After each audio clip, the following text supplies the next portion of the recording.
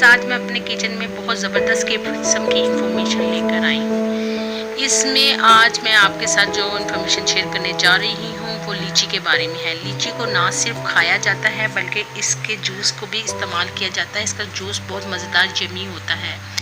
इसके जूस से आपका ब्लड सर्कुलेशन अच्छा होगा और इसके अलावा आप ब्लड प्रेशर के मरीजों के लिए इसका जूस बहुत अच्छा रहता है। दिन में 4 से 5 लीची ज़रूर खाने चाहिए। इसमें मौजूद विटामिन सी, जिंक, ऑक्सोबिक एसिड भी पाया जाता है जो कि आपके इम्यून सिस्टम को बेहतर करता है। इसके अलावा ये आपकी स्किन को जवान रखता है, वेट को लूज़ करने के लिए बहुत बेस्ट है, आपकी हड्डियों को मजबूत करता है।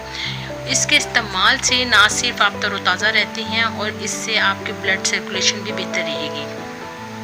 लीची के जूस को बनाने के लिए आज मैं आपको लीची का जूस बनाने का तरीका बताती हूँ। इसके लिए जिन इंग्रेडिएंट्स की ज़रूरत है इसके लिए यहाँ पे मेरे पास मौजूद है लीची। आपकी मर्ज़ी है, आप इनको पहले से काट के रख लें या मैं आपके सामने इसको कट करती हूँ। नींबू चाहिए होगा, इसके अलावा बर्फ़ चाहिए हमें और इसके अलावा मैं इसके अंदर शुगर ऐड करूँगी।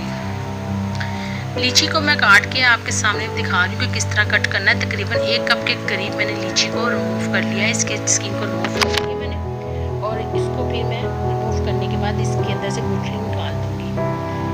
गुठली निकालने के बाद जनाब इसको हम लोग मिक्स करेंगे। स्टिक ब्लेंडर में इसको बनाना बताऊँगी। अभी थोड़ी सी कम है, इसमें मज़ीद थोड़ी सी मैं 1 से 2 ऐड कर लूँगी। ये इतने लीचियों में ये तकरीबन मेरे पास 15 से 16 लीचियों के मैंने गुठली निकाल दी और स्किन रिमूव कर दी है। लीची खाने से ना सिर्फ आपकी स्किन अच्छी रहती है बल्कि आपके बालों की ग्रोथ अच्छी होगी। उसके अलावा जो आपके फेस के ऊपर झुर्रियाँ पड़ जाती हैं इससे झुर्रियाँ भी रिमूव होंगी।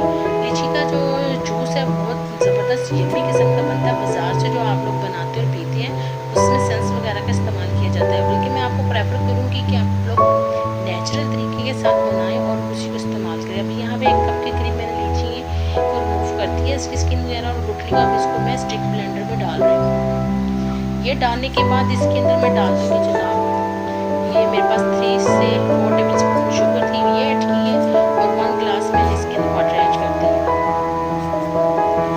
वाटर ऐड करने के बाद इसको मैं स्टिक ब्लेंडर के साथ खूब अच्छी तरीके से इसको ब्लेंड कर दूँगी। आप इसी जूस को जूसर मशीन में भी बना सकते हैं या आप पे डिपेंड करता है आप कौन सी कंपनी की और कौन सी मशीन यूज़ करें हमें तो जूस बनाना है।